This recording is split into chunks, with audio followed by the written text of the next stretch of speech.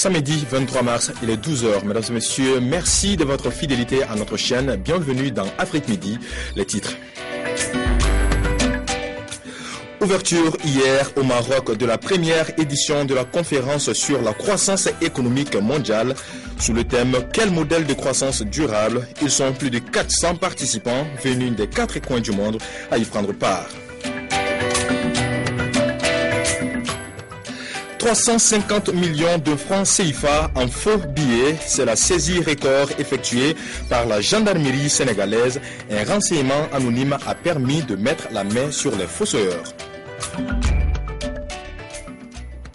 À Rabat, au Maroc, s'est ouvert hier une conférence sur la croissance économique mondiale.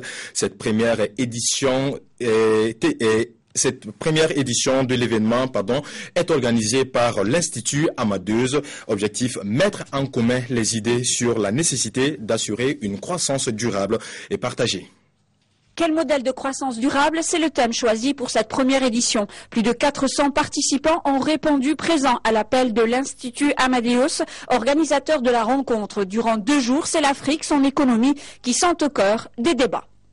Aujourd'hui, l'Afrique est une zone de croissance. Il y a une moyenne à peu près annuelle de 4% de croissance sur le continent africain.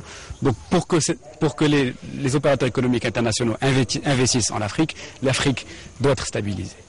Si le choix de ces hommes-là se fait bien, et si les gens ensemble trouvent la bonne graine, la bonne semence, je crois qu'ils seront bien dirigés et cette croissance peut être possible. Ce n'est qu'un choix d'homme. La crise économique européenne et mondiale, les marchés émergents, l'infrastructure, l'intégration régionale ou encore les énergies renouvelables sont aujourd'hui à l'ordre du jour. L'occasion pour ces intervenants de réfléchir ensemble à des solutions. L'indicateur le plus important du bien-être d'une population aujourd'hui, c'est l'emploi des jeunes. Lorsque l'emploi des jeunes est à l'arrêt, ne fonctionne pas, vous ne pouvez pas avoir d'économie prospère.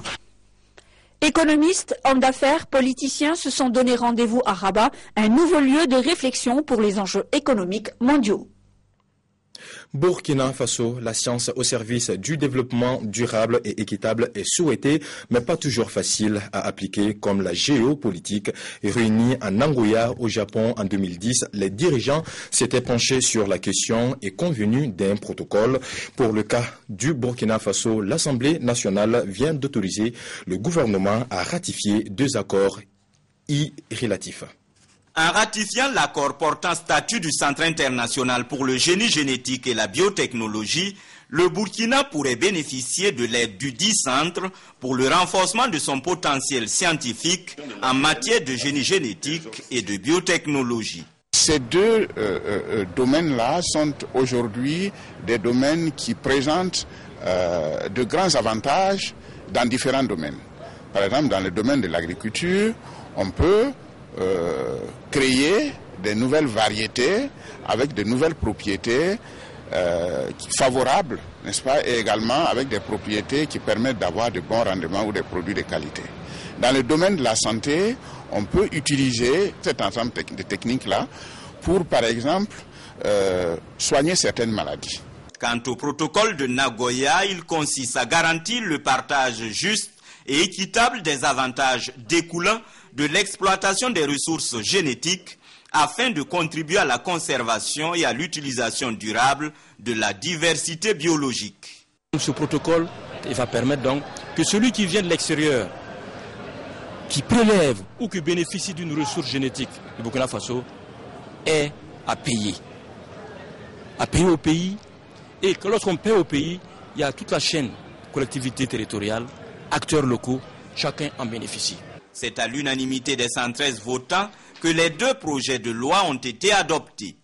Au moment où s'ouvrait cette plénière, le caporal Tounouma Kaboré, décédé en mission au Mali, était inhumé. C'est pourquoi une minute de silence a été observée en sa mémoire. En Côte d'Ivoire, Daniel Kablan-Duncan est revenu de l'Inde où il avait pris part au 9e conclave des affaires Inde-Afrique, un rendez-vous initié par l'Inde qui veut approfondir ses relations avec les gouvernements africains dans les domaines agricoles et scientifiques. Les conclusions de ce conclave de haut niveau. Une conférence de presse pour éclairer l'opinion nationale et internationale sur les enjeux de la participation de la Côte d'Ivoire au 9e conclave des affaires d'Afrique. Le chef du gouvernement avait à ses côtés plusieurs ministres. Il s'est prêté aux questions des journalistes après les travaux. Bien avant, Daniel Kablan-Duncan a eu une séance de travail avec les patrons du groupe Exim Bank, principal soutien des investisseurs privés dans le pays. Nous avons rencontré donc le président d'Exim Bank et donc les responsables des affaires étrangères pour indiquer que la Côte d'Ivoire souhaitait voir renforcer à la fois donc, le volume des financements de l'Exim Bank sur la Côte d'Ivoire et voir aussi la diversification des secteurs d'intervention de l'Exim Bank au niveau de la Côte d'Ivoire. Le gouvernement ivoirien a signé avec l'Inde un accord de mise en place d'un Council Business entre les conseils des affaires. Il devrait faciliter les échanges commerciaux entre les deux pays. Nous avons rencontré au moins 200 investisseurs donc de l'Inde qui sont intéressés donc par le dossier donc de la Côte d'Ivoire. Là aussi, nous avons pu échanger sur les différents secteurs. Et vous allez voir d'ailleurs que des missions d'hommes d'affaires donc indiens vont venir en Côte d'Ivoire dès le mois prochain.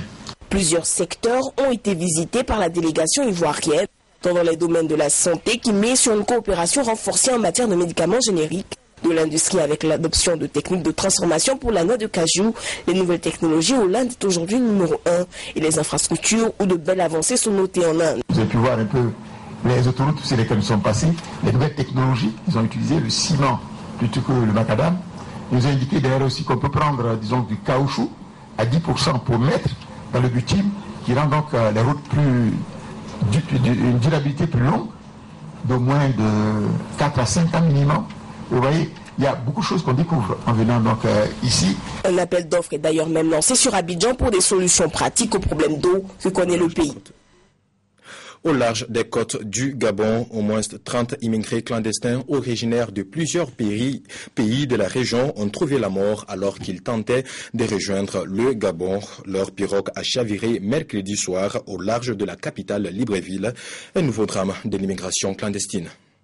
La pirogue qui transportait les immigrés clandestins est toujours visible près des côtes gabonaises. Cette embarcation de fortune avait quitté le Nigeria et transporté 65 personnes qui tentaient de rejoindre le Gabon. Les immigrants étaient originaires de plusieurs pays de la région comme le Bénin, le Togo et le Burkina Faso. La pirogue a chaviré suite à de fortes intempéries. Bilan, plus de 30 morts. Ils ont dit la pirogue est tombée devant ici parce que comme nous, la nuit aux environs de 21h, nous on allume notre groupe. Après eux, ils ont vu la lumière mais c'était loin. Après, ils ont commencé à nager dans l'eau. La pirogue a chaviré à 40 km au nord de la capitale gabonaise, Libreville. Le Gabon, pays producteur de pétrole, attire de nombreux immigrés clandestins venus des pays de la région. En juillet 2008, un drame similaire avait fait une vingtaine de morts au large des côtes gabonaises. Je vous l'annonçais dans les titres. Au Sénégal, 350 millions de francs CFA en faux billets. C'est l'importante prise faite la nuit de jeudi à vendredi par les gendarmes. La section recherche de la gendarmerie a exploité un renseignement anonyme pour mettre la main sur les fausseurs. L'opération s'est déroulée dans la zone des Mamelles. Un joli paquet de fric, comme diraient les truands. 350 millions de CFA, des briques à donner le vertige, qui fort heureusement ne vont pas entrer dans le circuit économique. La section de recherche de la gendarmerie nationale a exploité une dénonciation anonyme pour épingler les malfaiteurs. Hier soir, vers les coups de 19h, nous avons mis en place un dispositif de surveillance sur le site où devait avoir lieu l'opération. Et sous le coup de 21h, que les individus se sont présentés pour effectuer une transaction avec celui qui était supposé faire passer cet argent pour procéder au blanchiment, si on peut ainsi dire. C'est dans ce moment que nous sommes intervenus et on les a interpellés. L'opération a été menée de nuit à la périphérie des Mamelles. Les faux billets ont été saisis. Les faussaires faussement millionnaires vont être privés de leur argent sale et de la liberté. La gendarmerie, quant à elle, poursuit son enquête. Le Liban, depuis hier soir, n'a plus de gouvernement. Son chef Najib Mikati a quitté ses fonctions. Et raison officielle, désaccord avec le Hezbollah sur les préparatifs des prochaines élections législatives et le maintien à son poste du chef des forces de sécurité intérieure. Cette démission intervient à un moment où le conflit syrien déborde de plus en plus au Liban avec des effets pervers meurtriers. Cette semaine, des violences à Tripoli entre pro et anti-Assad ont fait 6 morts. Face à face tendu dans les ruelles du souk de Bab el-Tabané.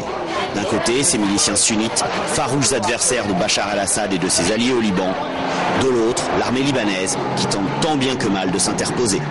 Car les hauteurs sont contrôlées par les miliciens alaouites de Jabal Morsen, partisans du régime syrien. Tripoli est l'épine dorsale de la révolution et des sunnites en Syrie.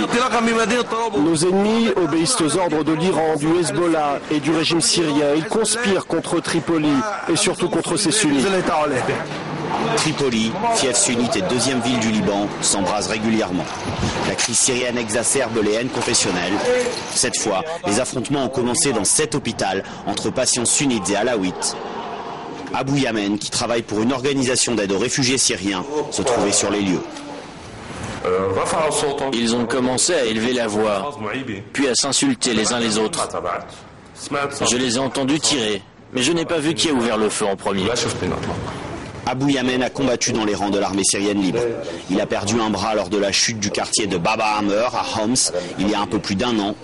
Pour lui, les troubles qui agitent aujourd'hui Tripoli sont l'œuvre de Damas. Tout ça, c'est une provocation du régime syrien qui veut mettre le feu au Liban afin de faire diversion et d'attirer l'attention du monde sur ce pays, comme ils le font avec l'Irak. L'armée libanaise a déployé les grands moyens pour ramener l'ordre à Tripoli. Et de l'aveu même du ministre de l'Intérieur libanais, l'État n'a pas la capacité de contrôler la situation. Sport, football pour finir cette édition avec ce qu'on pourrait qualifier de reconquête pour les éléphants de Côte d'Ivoire après l'échec de la CAN 2013 dans le cadre des éliminatoires 2014. Les éléphants seront samedi face à la Gambie. L'équipe nationale de la Côte d'Ivoire a eu sa première séance d'entraînement sur la pelouse du stade Félix Houphouët-Boigny. Le match Côte d'Ivoire-Gambie du samedi 23 mars 2013 est capital pour les Ivoiriens dans la perspective de la qualification mondiale 2014. Cette rencontre est aussi pour les éléphants le début de l'opération reconquête du public ivoirien après la campagne désastreuse de la CAN 2013. On essaie d'oublier le passé et puis de se reconcentrer sur le futur. Et le futur, c'est la Coupe du Monde. Et les anciens nous ont très bien accueillis. On est très contents aujourd'hui de faire partie de cette équipe. Maintenant, on espère qu'on va travailler. C'est pas la grande fierté, c'est vrai. Mais je pense que le plus important, c'est de continuer et de montrer que bon voilà, on est là pour eux. On a envie d'obtenir ce truc-là qu'ils attendent tant, que nous aussi nous attendons tant. On a envie de repartir, je dirais, à zéro pour notre objectif qui est la Coupe du Monde. Et voilà, c'est un challenge qui est très important aussi pour nous.